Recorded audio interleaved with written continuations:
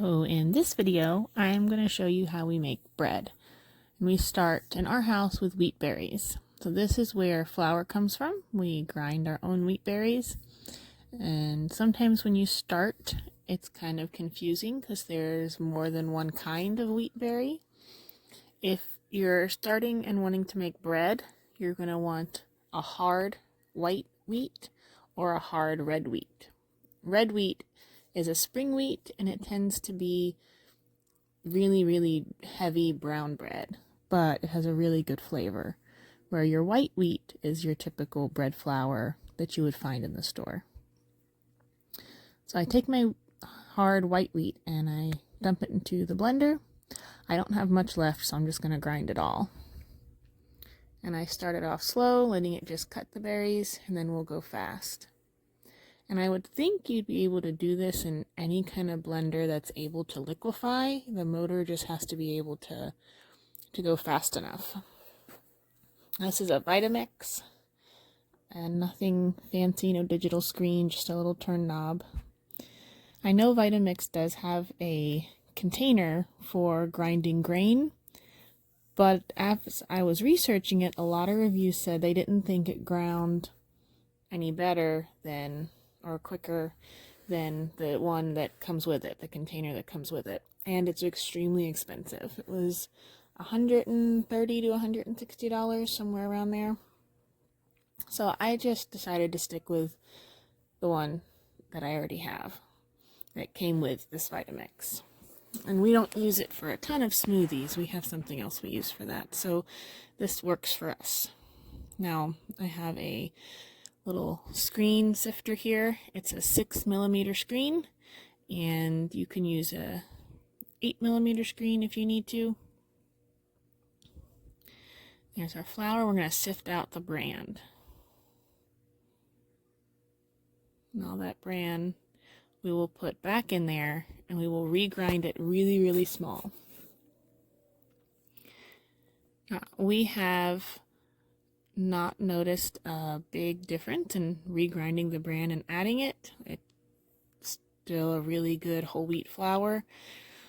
Now when you grind flour, if you grind a cup of wheat berries, you will get roughly a cup and 3/4 of a cup of flour, so it almost doubles.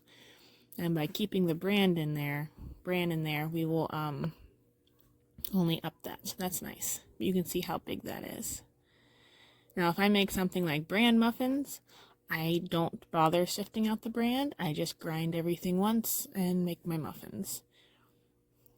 And I also make bran pasta, which is not my children's favorite, but it's good in a couple things, like if we're making fagioli that has beans and nice heavy sauce and is filled with wonderful nutrition. We'll put our bran back in there.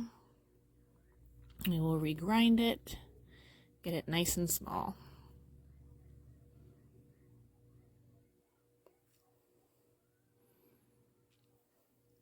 And one thing about grinding in something that's not really meant for grinding is you want to concentrate on the temperature of your flour, because if it gets too hot, it will slightly cook it or blanch it almost.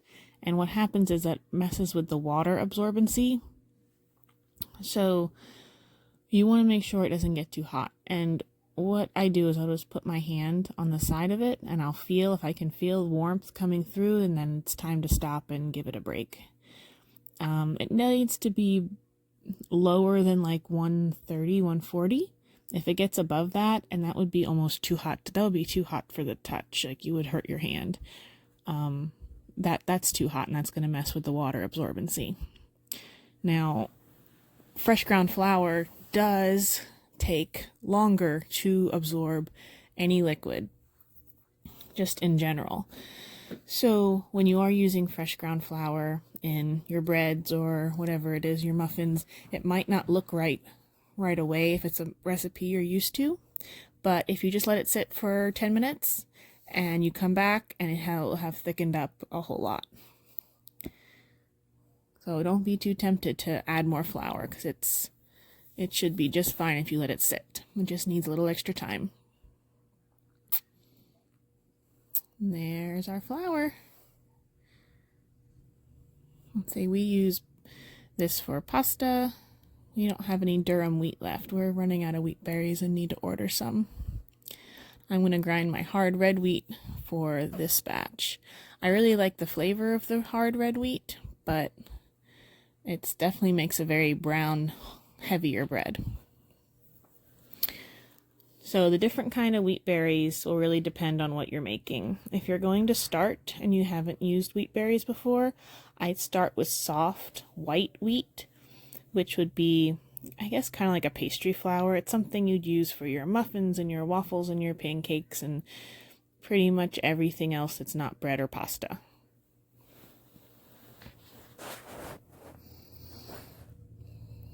In my bread recipe, I like to use one that measures it by weight because it's just a little more accurate. That's why you don't have to worry about scooping or compaction, because fresh ground flour is a lot fluffier than store-bought flour, so you don't have to worry about if you have the right amount in there. So I like recipes that go by weight, and that's just how we do it.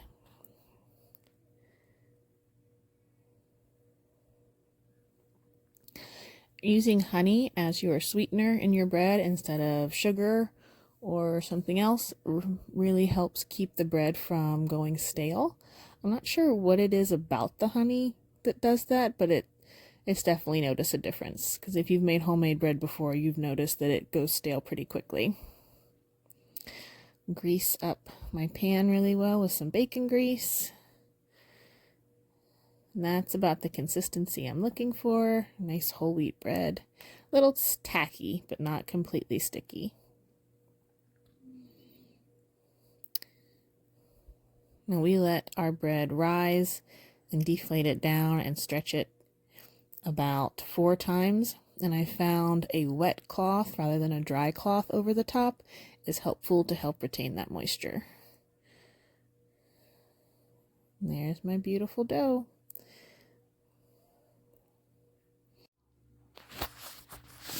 So for dinner, we are making a crusty bread. In place of a sliced garlic bread, we'll just take this bread and dip it in olive oil and some spices and some garlic, and that will be good enough. I put cornmeal on the bottom just to keep it from sticking. I want to grind my own corn, but I haven't quite gotten there yet. See if I can take this out of the bowl one-handed and hold the camera. I'm not sure if I can do it. Hang on. I think I got it. Okay. So we'll put our bread in there, put the lid on, let her bake. We'll take the lid off at the very end just to get a nice crust on the outside, and it will be ready for dinner.